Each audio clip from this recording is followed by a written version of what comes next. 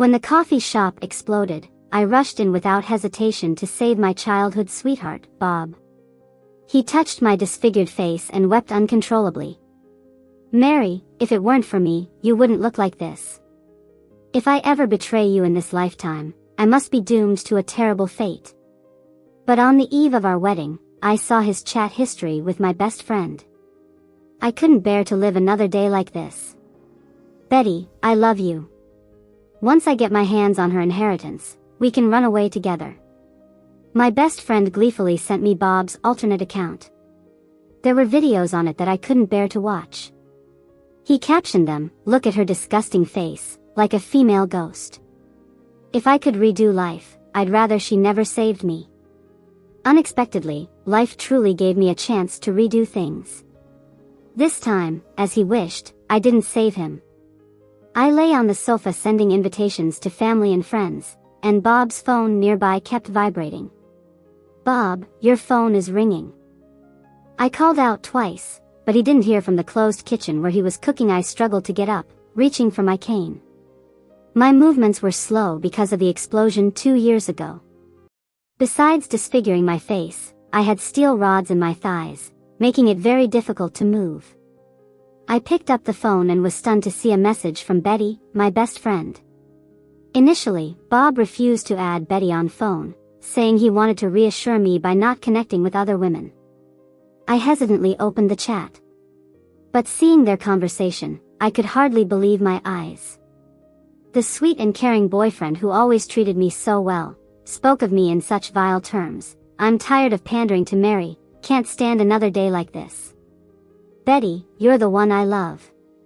Once I get Mary's inheritance, we will be out of here. By the way, babe, I'm coming to you tonight, remember to wear stockings for me." Why? Why? The pain in my heart was unbearable. How could my boyfriend, whom I had saved at the risk of my life, speak of me like this? Just yesterday, he knelt down in front of everyone and proposed to me. Trembling, I dialed Betty's number. She giggled maniacally after hearing my questions. "Oh, you found out, Mary. You didn't actually believe Bob truly loves you, did you? Look at your face in the mirror, wake up, I'll show you something good." She sent me an account. It had Bob's profile picture, but it was an unfamiliar account I had never seen. I had used Bob's phone before, and all his social media was filled with our photos. After getting hurt in the explosion, Bob had treated me with absolute devotion. As soon as I was discharged, with my mobility impaired, Bob insisted that he was my legs. Wherever I went, he held me tight, even standing outside the bathroom while I used it. To better care for me, he convinced my parents to let us live together. Bob woke up every day before 5 to prepare breakfast for me. Waiting to wake me up before serving it dinner was always according to my taste, spicy dishes even though he disliked them. He never shied away from my disfigured face. Every few days, he would flaunt our love on social media. He would show me screenshots of likes and happily tell me that everyone blessed us, feeling we were the most compatible couple. I often spotted his social media accounts showing our daily lives. Me chopping vegetables, him cooking, me painting, him posing as a model, me in therapy, him cheering me on. Comments from millions of followers were moved by his unwavering love. I had no regrets saving him, our life felt like a dream. Clicking into this account, all warmth in me froze to ice. Each video featured me, struggling out of bed, crying at my reflection, stumbling and getting up. My burned face was especially clear in these videos.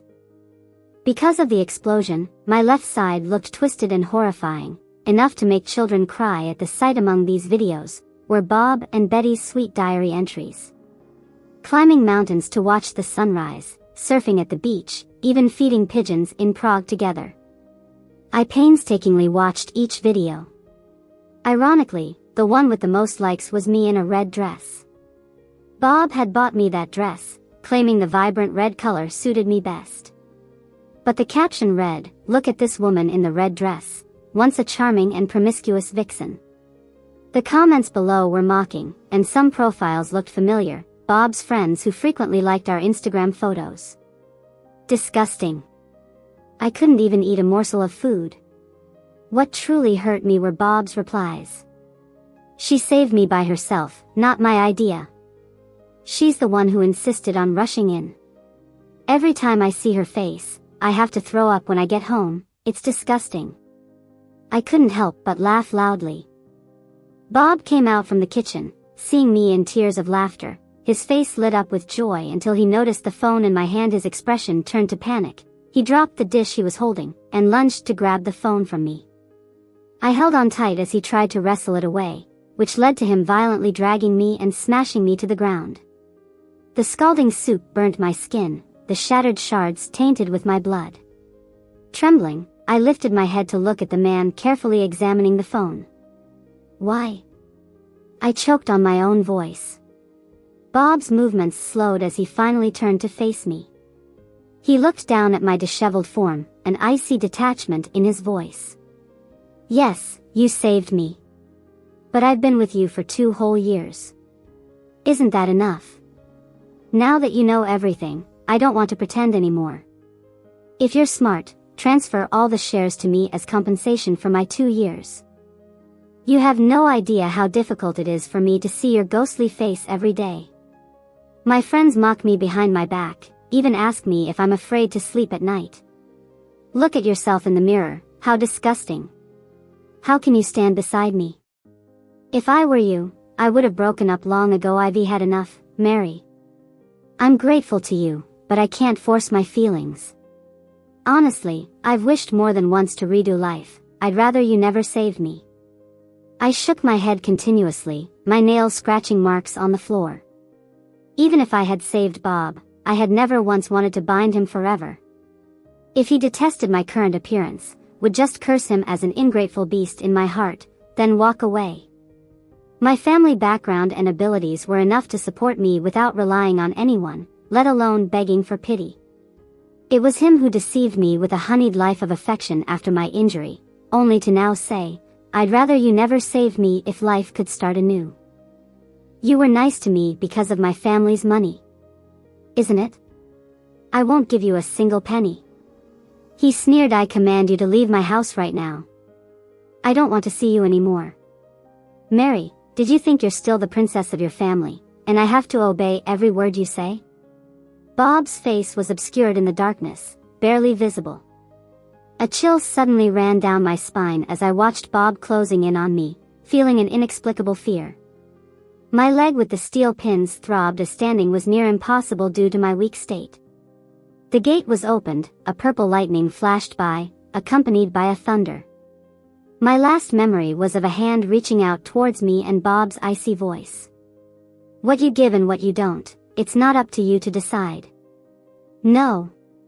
In the next moment, I opened my eyes wide, and the scenery around me changed. It was in front of the coffee shop off campus, where Bob and I used to meet during our 4 years in university. I was dressed in graduation attire, holding a rolled-up diploma in my hand, with the ribbon still unopened. I raised my hand to touch my left cheek, smooth and unblemished, no scars. Through the glass, I saw Bob sitting by the window, looking at me in disbelief. He suddenly stood up, wanting to walk out. I realized what was happening. Without much thought, I quickly lunged to the side. The huge impact almost lifted me off the ground, followed by a loud bang. The continuous screams, accompanied by the sound of shattering and collapsing. The firefighters helped me to a safe place. I looked back at the coffee shop billowing with black smoke. This time I wouldn't rush in. I couldn't help but touch my neck, feeling the icy touch of Bob's skin still lingering. I breathed a sigh of relief. Bob, I can't wait to see how you'll try to steal my money this time. Although I only had minor scrapes on me, the firefighters still insisted on taking me to the hospital. My parents, who rushed over after hearing the news, were terrified, checking me all over until they were sure I was okay. Mary, why aren't you speaking? Everything's fine, don't be afraid. Your mom and dad are here. Don't worry, honey, the doctor said your injuries are just minor scrapes and will heal in a few days. Dad, Mom.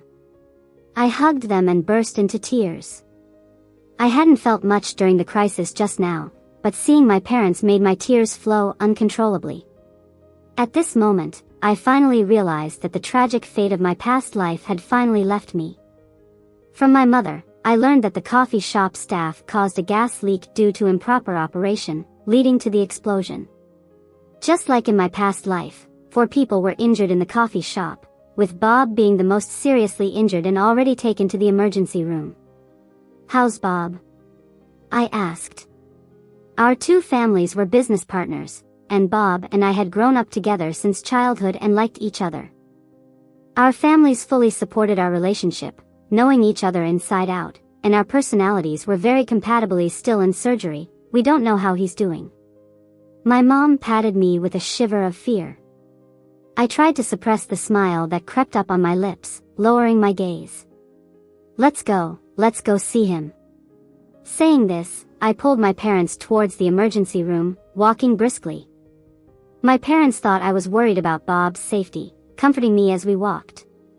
From far away from the emergency room, I could hear Bob's mother crying mournfully. "Burns covering 50%? Facial disfigurement and possibly amputation." Amputation? That was far worse than what happened to me in my past life. In my previous life, I rushed in and desperately dragged Bob out of the rubble. Because of protecting him, I shielded myself from falling hot tiles and stones. The tiles fell on my face, causing disfigurement and burns. Stones struck my thigh, causing a shattered bone, and my right leg had to be fixed with a steel plate and nails, causing me to walk with a limp. If Bob were to be amputated, how could he, such a proud and self-righteous person, bear it? I gently patted my smooth, fair face. "Don't smile." "No, doctor, please. If he's amputated, how will my son manage in the future? He's supposed to take over our family's company." I coldly laughed inside. If there hadn't been an explosion in my past life, would have taken over the family business. But because of my disfigurement, which tarnished the company's image, Bob acted so well in front of my parents. My parents thought Bob would definitely marry me, truly treating him as the heir to groom, even handing over the management rights of the company to him in the end. After managing the company for over a year, Bob kept running at a loss, stock prices plummeting, and products getting complaints. On the other hand, their family business flourished, even snatching away many of our company's clients. I clearly remembered that he had a record on his phone saying, "It's good that she had an accident, otherwise her family's company wouldn't have fallen into my lap so easily." Before, my parents and friends always said she was better than me. Our friends around us would say I'm not good enough for her, but look at her face now. Adjusting my emotions, as I was about to walk over, an unexpected voice made me stop in my tracks. "Auntie, don't be sad, we're here with Bob. He'll pull through, nothing will happen to him." The sweet, gentle voice rang out, betrayals had long begun. My kind and gentle friend, at this moment, was holding a handkerchief, tenderly wiping the tears off Bob's mother's face. In my past life, I often complained to Betty about Bob's nighttime activities, and she would comfort me in the same tone. "I envy your relationship, Mary, but you're too strict. You need to give men their own space. Bob is so good to you, even when you were so badly injured, he didn't shun you. You have to trust him. It's just going out with friends for a drink. He's a man, entertaining is normal, give him some more money, don't let him lose face in front of his friends." At that time, Bob and Betty were probably laughing together. They were both spending the money I gave, while mocking me for being fooled and clueless. His mother wiped her tears, extremely touched. "Betty, thank you. When Bob said he wanted to be friends with you, his dad and I didn't agree. We still depended on investment from Mary's family. We made you accompany Bob without a title. We're sorry for how we treated you." So Bob's parents had known about Betty's presence a long time ago. They were secretly dating, permitted by Bob's parents. Since Betty was approved, in taking over the company, they truly deserved to be a family. And, I would be happy if I could be with Bob. Besides, Mary is also very good. She is prettier than me, comes from a wealthy family, and can provide more help to Bob. Betty bit her lip, blinked her watery eyes, then turned away and gently wiped the corners of her eyes. Seeing this, Bob's mother immediately held her. "You are such a considerate girl. Compared to you, Mary might be pretty, but where does she stand a chance? Bob often has to cater to her mood and be under her constant scrutiny. Speaking of Mary, where is she? Wasn't it said that she didn't have any major issues? Why haven't we seen her yet? My son is so severely injured, shouldn't she come over immediately to see him? Don't be angry. I heard that Mary also got a scratch, but after applying medicine for so long, she should be able to rush over soon." Superficially comforting, but actually inciting.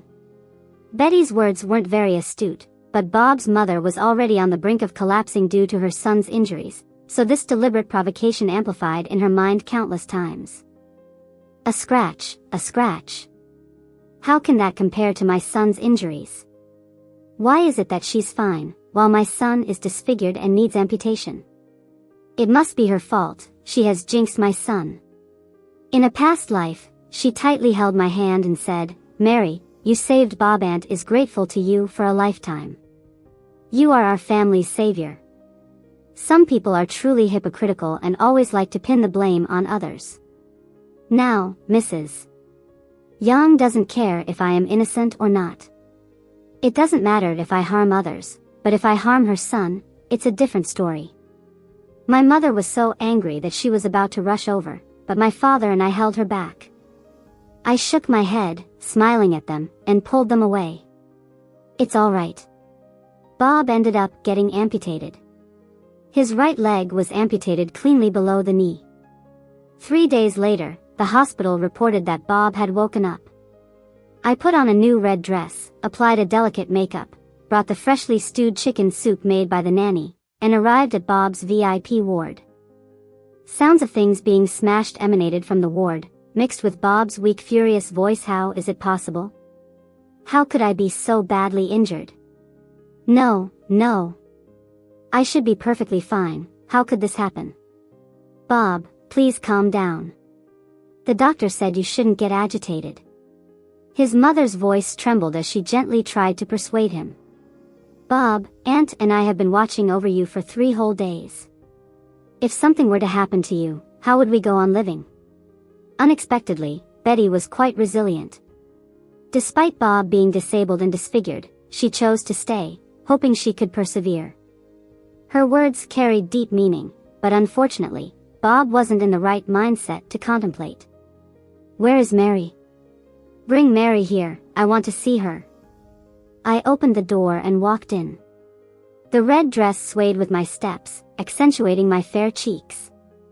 3 pairs of eyes focused on me, but I acted as if I didn't notice, placing the chicken soup on the nearest table to Bob. Why did you come so late? You've been absent while I've been lying in bed for days, and now you haven't even said a caring word. Bob woke up wanting to see me, but what about you? You have no conscience, Mary.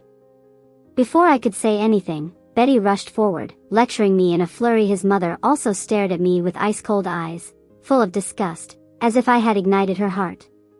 Betty gave a glance at Bob on the bed, and her eyes turned red with pity, which almost stirred my compassion. How did I not notice how good she was at acting?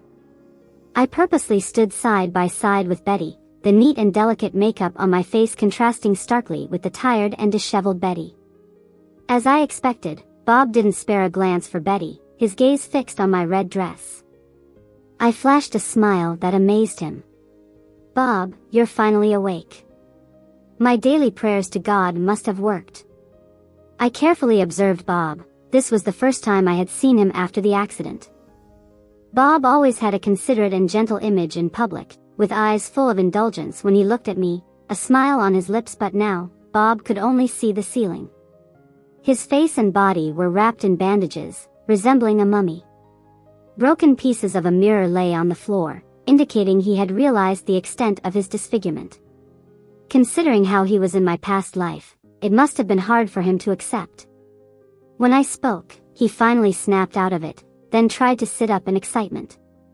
But in his weakened state, he accidentally knocked over the chicken soup beside him, spilling it all over himself. Seeing him in such a disheveled state, I quickly turned my face away, pinching my thigh to keep from laughing out loud. Mary, why? Why didn't you save me? He glared at me with bloodshot eyes, accusing me sharply. My heart chilled. In the past life, I saved him out of love, but now he took it for granted. I covered my chest, looking genuinely sad. I really wanted to save you, Bob. But I was injured too and was taken to the hospital. Bob, are you blaming me for not risking an explosion, disfigurement, and broken legs to save you? I wiped away non-existent tears. You asked me to meet you at the coffee shop to tell me something important. What was it? Bob didn't respond, instead continued staring at me intently, as if trying to devour me. Mary, did you change because you were reborn? This made his mother and Betty freeze, while I feigned surprise, widening my eyes, looking at him perplexed. Bob, what's the matter? What do you mean by rebirth? What are you talking about? Bob seemed dazed, staring at me, saying, you should have saved me. If you saved me, I wouldn't have been hurt. Those injuries should be on you, and then I would take care of you, and everyone would be moved by me, and you should be with me. Yes, in the past life, that's what he did, earning everyone's praises and the full support of my parents, turning his family's insignificant company into a prominent household, and his way of repaying his savior was plotting harm for profit. Bob, have you damaged your brain? Why are you speaking nonsense? I quickly pressed the emergency button, calling his medical team before Bob could say anything more. After the doctors examined and explained, it turned out Bob had a minor concussion from being hit by a rock, which might cause some confusion in his memory, but he would recover in a few days. Bob no longer looked at me, holding his head helplessly, muttering to himself. Mary didn't reincarnate, why is that? Could it be because of me in the end? No. It's not my fault, she didn't give money, so why stay with a monster like that? If only I had let Mary continue, I regret it. I regret it. What should I do now? Can I transfer these injuries back to Mary? His muttered words were incomprehensible to others, but I understood clearly. My resentment nearly tore my chest apart. He still fantasized about transferring the damage to me. I touched my rapidly beating heart, gritting my teeth, pretending to be considerate as I adjusted his covers. Suddenly, Bob looked up, his eyes full of anticipation firmly fixed on me. Mary, you love me, don't you? Make a wish, say you willingly take on these injuries for me. I promise to treat you well in the future. No matter what you become, I will love you for a lifetime. I slowly exhaled a breath, pretending to be innocent, and flashed a harmless smile. Bob, what silly talk are you saying?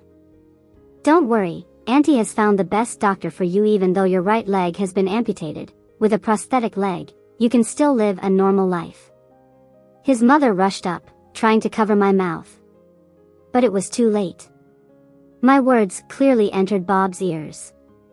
What are you saying? Amputation? What amputation? Panic made him sit up suddenly, and he peeled back the blanket to see that half of his right leg was missing. How could this happen? Where is my leg? Last time Mary didn't get amputated, why was I amputated? No, this isn't right. He roared in horror, waving his hands frantically, even shaking off the needles attached to his hands. Mary, you've gone too far, don't provoke Bob anymore. Bob, don't be sad, I will always be with you, trust me. Betty's words were undoubtedly intended to clarify things between us. Betty was very clever. People are naturally most in need of care when they are most vulnerable. She wanted to capture Bob's heart in this way and make him admit their relationship. She exaggeratedly threw herself at Bob, hugging him tightly. It was quite moving, and she even took a dig at me, leaving Bob's own mother a step behind. Seeing the aunt with a pale face, I took a step back. Bob had already sunk into his own world of madness. He probably didn't even hear Betty's words, let alone feel touched by them. Instead, due to Betty's coercion, he scratched Betty fiercely a few times. Luckily he didn't have much strength, so Betty only had 2 not-so-light red marks on her face. Bob, you... Bob didn't mean it, why did you come so close? She helped her son speak, making Betty holding her face endure the pain, pretending to be generous. No. This isn't real. I'm dreaming, it must be a dream, I'll wake up and it'll be fine. Bob tried to get out of bed, but he was too weak, his body swayed and he fell out of bed, crashing onto the broken mirror. Ah! Bob screamed in pain. The wound split open, oozing blood mixed with the unclean chicken soup, making a mess on the floor. Just like how I was back then. Bob. Someone help. Bob, what happened to you? Bob lying on the ground twitched, Yang's mother screamed in horror, Betty only knew how to cry loudly. The room was a mess, a chaotic mess. It's really pathetic, Bob. I silently admired for a moment, then pressed the emergency button. Bob had taken over the company for 2 years, and he knew all the loopholes in the company. Although he had no spare thoughts now, but once he recovered, there was no guarantee he wouldn't set his sights on the company again. I couldn't take any chances, of course, I had to completely crush him. In the comforting eyes of my parents, I entered my own company and became my father's special assistant. As the daughter of the company's CEO, I certainly didn't need to be hands-on, but I studied crazily, worked hard, and my fierce determination shocked the entire company. My father, trembling with fear, asked me not to be so intense, to rest. I smiled and promised to continue working. Even the elders of the board constantly praised me, fully acknowledging me as the company's next successor. My efforts were not in vain, they truly helped me identify several potential pitfalls within the company. But no matter how tired I was, at dinner time, I would always bring the chicken soup the housekeeper prepared and rush to the hospital to see Bob, come rain or shine. My mother, frustrated, wanted to keep me at home, but I assured them, there was no such thing as a romantic relationship, that was completely non-existent. My father was afraid I would be brainwashed, so at mealtimes he would drag me to meet clients and negotiate contracts, and yes, at the dining table, several young, handsome, and well-off unmarried men would always appear. Are they clients too? I pointed to the spirited young man with 3 gold earrings and coldly asked my father. You didn't pick any of the previous ones, me and your mother thought you might like someone a bit different. But even if I like this kind, do you really dare bring him in as a son-in-law? My father immediately puffed up his chest. Daughter, as long as you leave that scumbag Bob, Dad can find whatever type of man you want. Seeing the sycophantic smile of the spirited young man, I fled the private room as if my life depended on it. Not even wanted by my own father, I opened my phone and told Bob I would visit him in the ward after 6:30. He coldly replied with an emoji. Under my excellent acting skills, he completely believed that I wasn't reincarnated. After several efforts, he also realized that he couldn't shift his injuries to me, and his attitude towards me started to deteriorate rapidly. I stood in front of the ward half an hour early. As for what I did in that half hour, naturally, I recorded the touching moments of mutual confidences in the ward. As far as I know, Betty had been by Bob's side all these days, and he was enjoying it.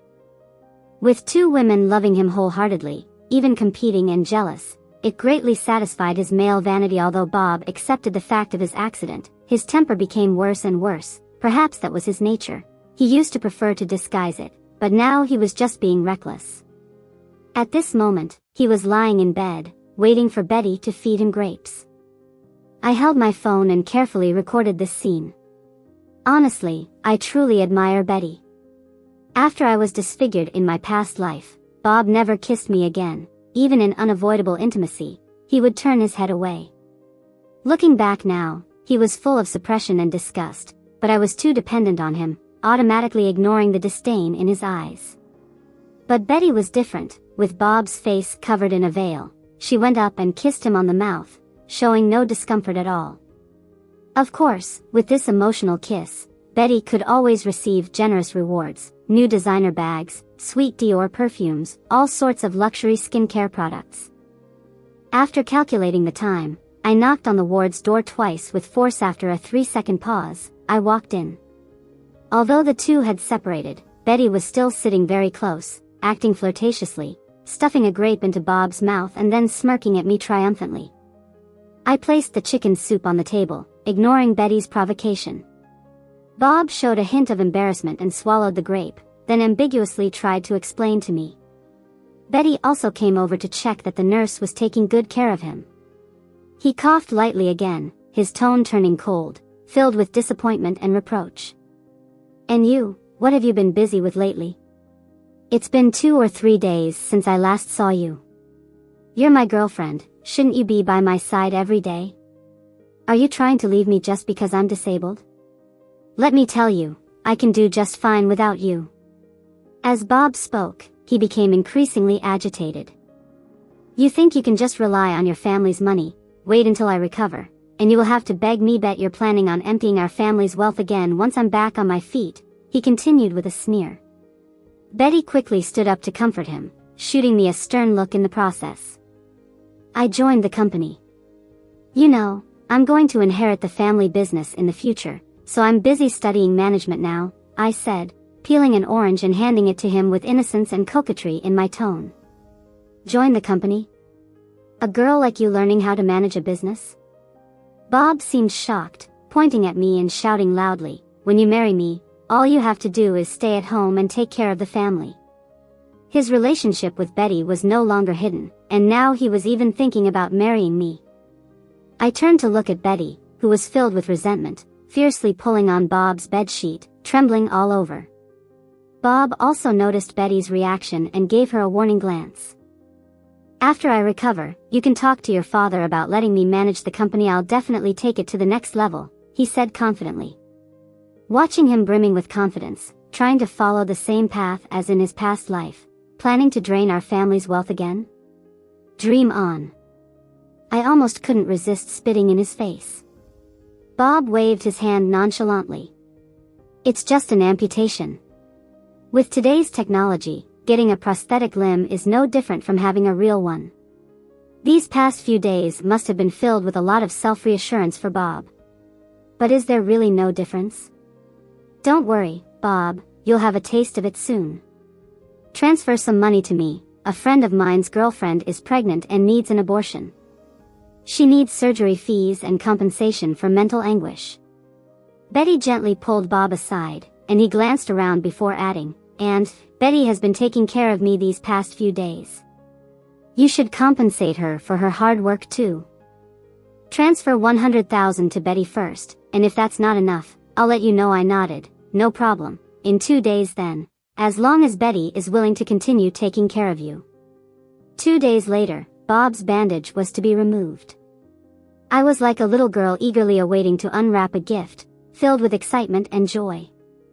I still remembered unwrapping bandages in my previous life.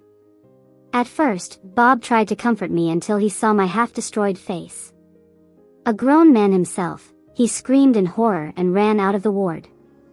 A few days later, his parents brought him back to see me, and he couldn't even look up. The nurse, already wearing gloves, stood behind Bob. His mother and Betty stood close, holding Bob's hands, soothing his restlessness with the gentlest of tones. Bob's father, who had been away on a business trip, had finally rushed back. Despite being disheveled, he didn't seem distressed by Bob's injury. In fact, he appeared quite pleased with himself. I deliberately had someone check his whereabouts, only to hear that his mistress was pregnant, and he had sent her to a safe place to give birth. In the past, Bob had been fine, and the child had not been kept. This time, however, Yang's father made a different choice. The bandage had just been removed in 2 rounds, and suddenly the door was pushed open.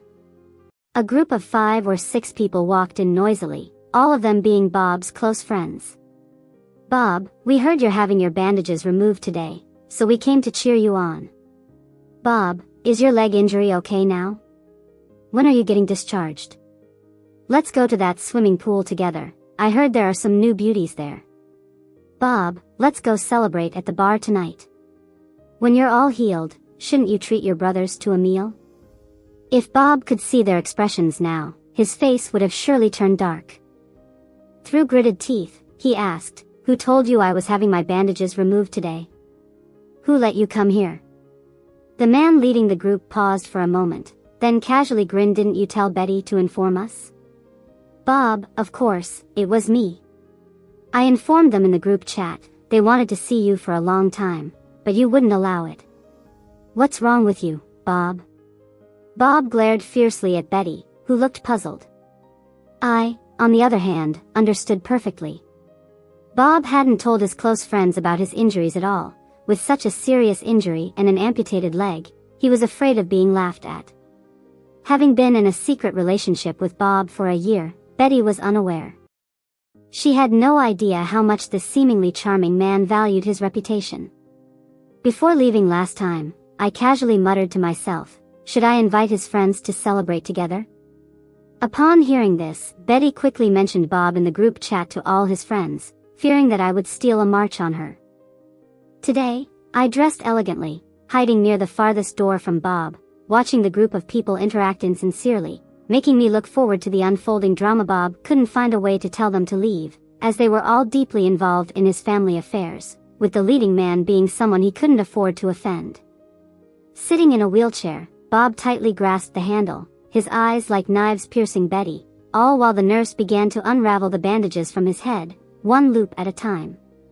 As the bandages on his head decreased, the atmosphere in the ward suddenly turned cold. Those who began with smiling faces were now frozen in shock in their places. After Betty's scream, the white bandage fell completely to the ground. All eyes were fixed on Bob's face. Shocked, fearful, disgusted. Of course, Bob remembered how disfigured I was, terribly ugly, but not to the extent that would elicit such exaggerated reactions from them. He hesitated, picked up the mirror prepared on the side, slowly lifted it to face him. This was my face? In the mirror, he saw his uneven, moon-like surface face, with a grayish hue. His eyebrows were all gone, and even his once handsome nose was missing half of it. Upon closer inspection, Bob realized that his left cheek was 2 circles smaller than his right cheek. This disfigurement was far more severe than anything I had experienced in my previous life. No. This couldn't be happening. Bob lifted the mirror and smashed it to the ground, the shattering glass flying in all directions, piercing the closest individuals with curses erupting instantly. I brought my brothers to see you, and you dare to smash the mirror. Hey, get out of here, he's still oozing pus on his face, will it be contagious? I smiled as I captured their panic and bewilderment, then edited the video and posted it to an account. Get out.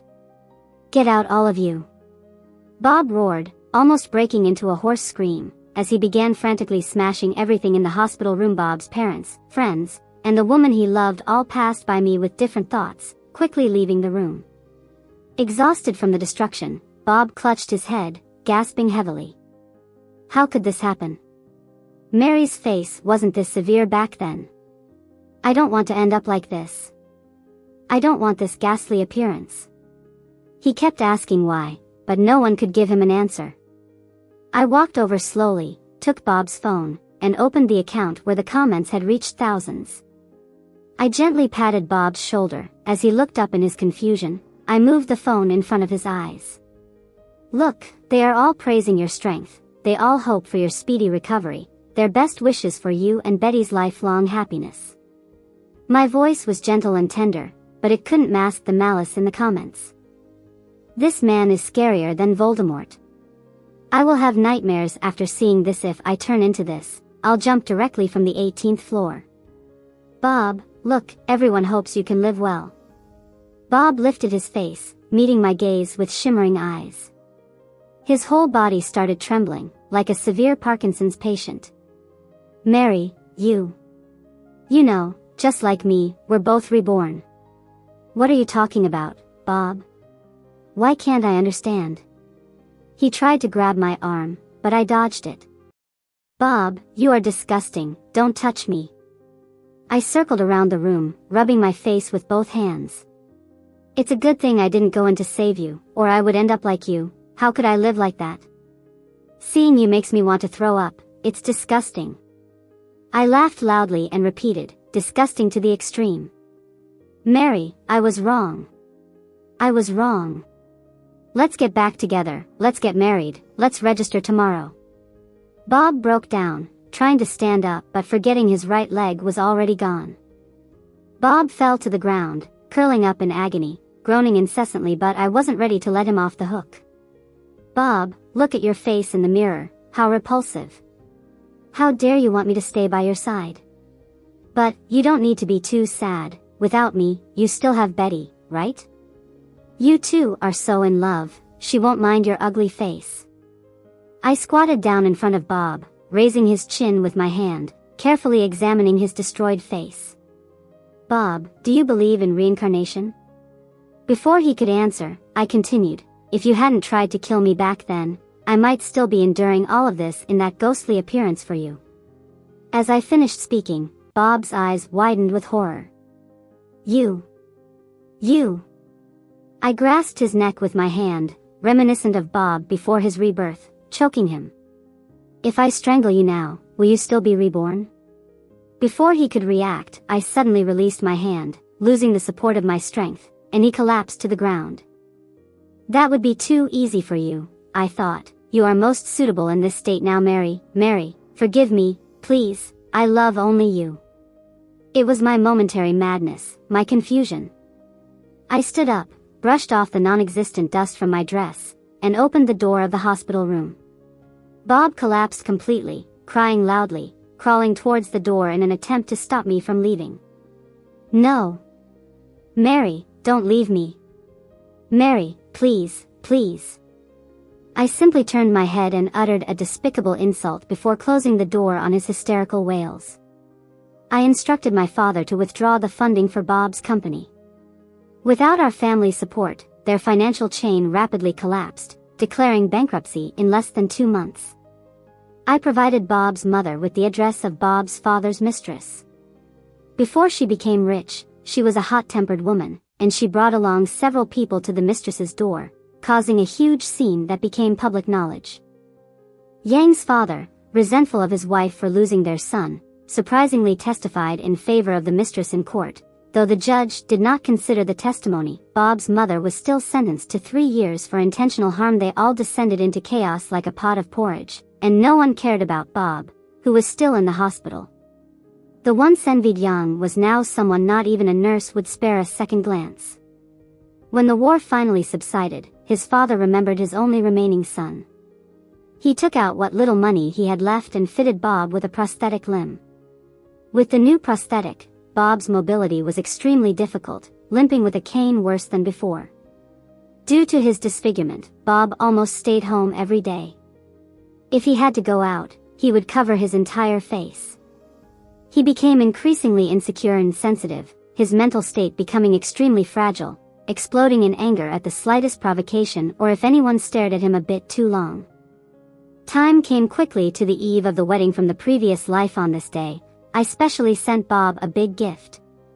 I first put together a video of Betty and Bob being affectionate in the hospital room, making it into a beautiful memento format and sent it to Bob. Then I sent another video to Bob using a fake account. This video was shot in a private room in a bar. Bob's good buddy who came to visit him in the ward was now flirting shamelessly with Betty. Betty was playing hard to get, wiggling her hips, hugging the man's neck and acting coy. Honey, what about the purse you promised to buy for me last time? The man pinched Betty's butt hard, a smug smile on his face. Did you also ask Bob for things like this before? Don't mention that, I'm telling you, he's a waste of space now. Betty initiated a kiss with the man. Laughter erupted in the private room, the camera panned around, capturing the laughing faces of everyone present, all of them Bob's good buddies. The last time Bob's name was mentioned was in the headlines of major news media. A disabled man showed astonishing explosive power on the street, wielding a knife and causing 1 death and 5 injuries. Betty died on the spot, the man in the private room and the other 4 brothers were all injured. Bob was struck several times with the knife in a chaotic attack, was taken to the hospital and miraculously revived. His father was extremely disgusted with his son, who kept causing trouble and associating with worthless individuals, and ultimately chose to disappear. Just before Bob was to be sentenced to death, I provided a report confirming Bob's mental disorder, as I still needed Bob to see firsthand how well I was living a life he didn't want. I sat in the garden of the psychiatric hospital beside Bob's bed, sipping coffee, watching Bob howl in agony on the bed, caught between the living and the dead. The cool breeze wafted over, carrying a hint of floral scent.